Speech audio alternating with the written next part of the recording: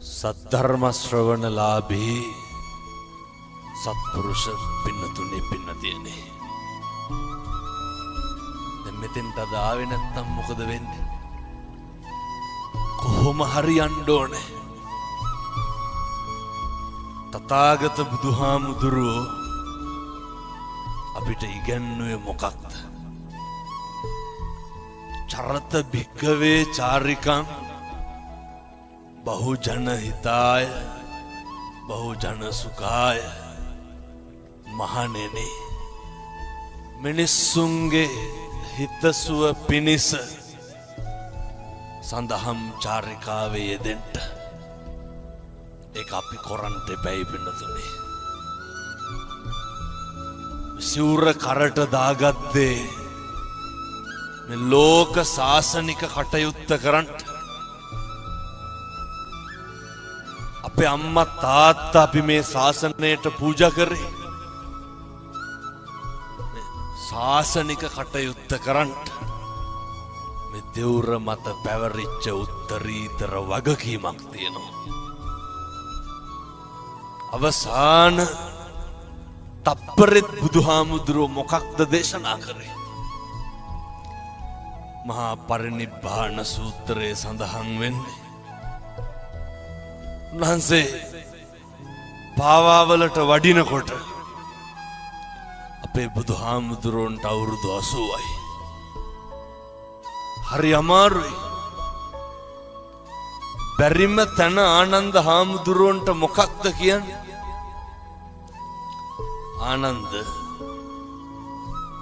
සංගල සිවුර 4ට විතර නමලා මට පොඩි ආසනයක් පනවන්න.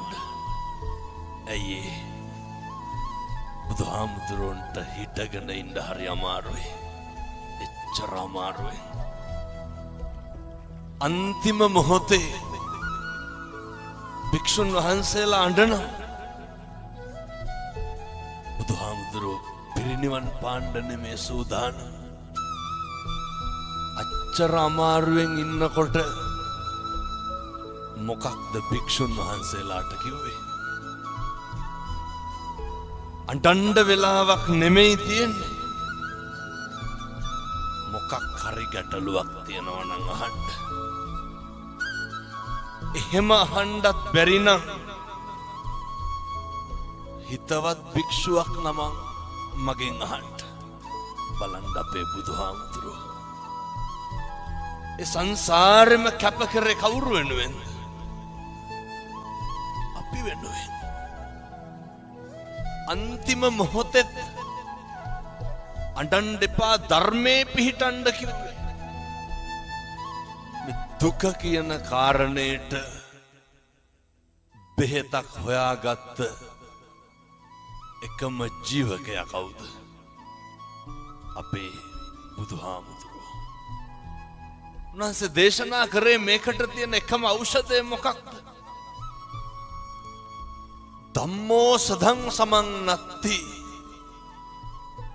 ඒතං පිඹත භික්කවේ.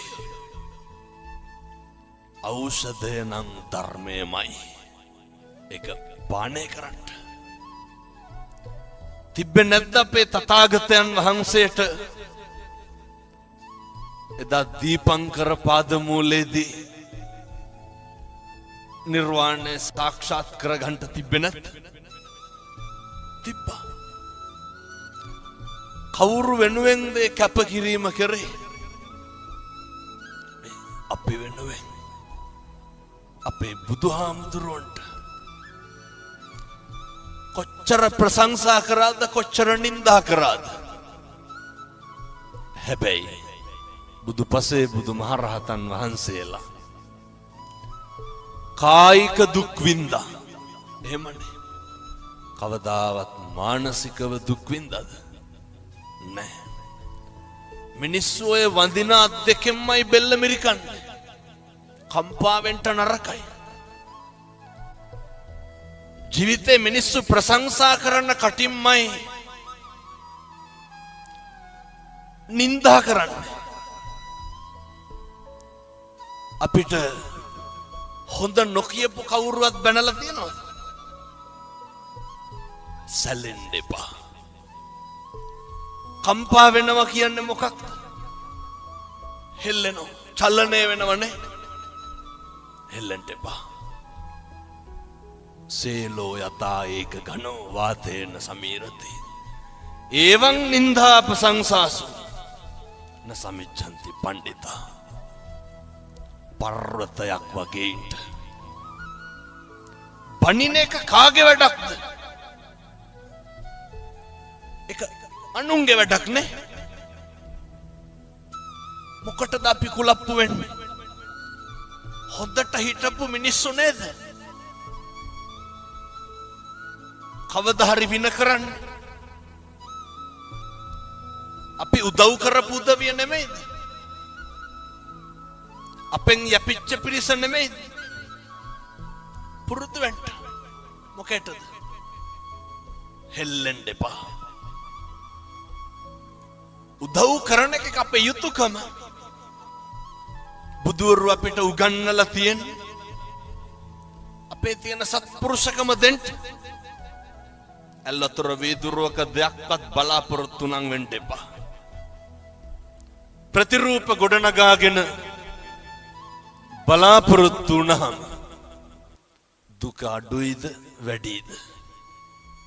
මොකටද ප්‍රතිරූප? මිනිස්සු වෙනස් වෙනවා.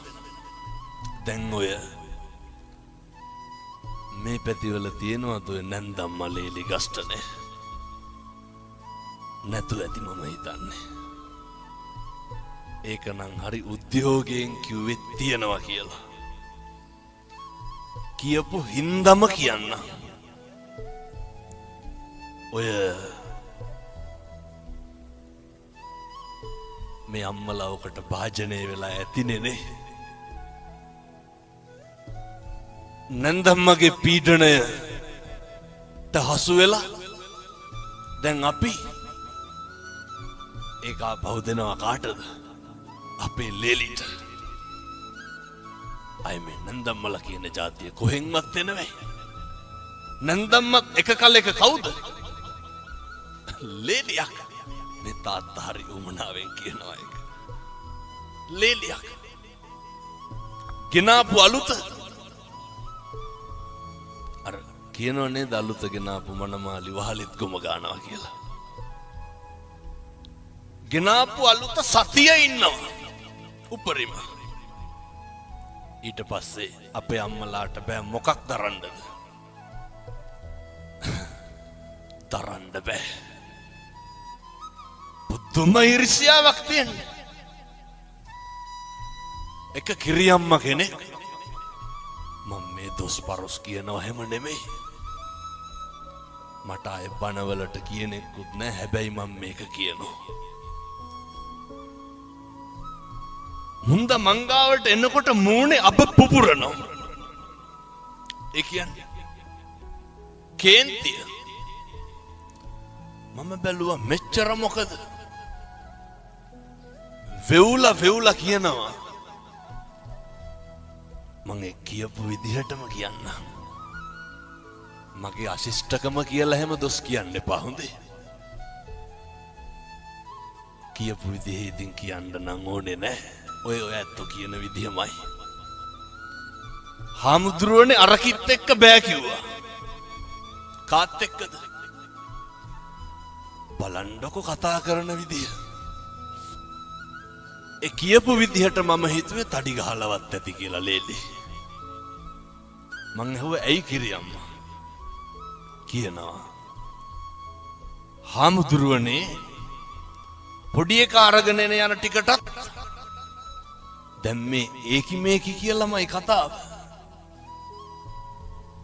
පොඩි එක අරගෙන යන ටිකටත් මූණ හොදලා පවුඩර් ගන්න ඕනලු. කාටද?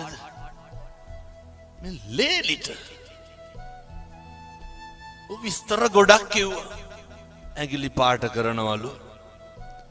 අන්තිමේ කිව්වා කොල්ලගේ සල්ලිනේ. මම ඇහුවා කවුද පවුඩර් ගන්න? ලේලි.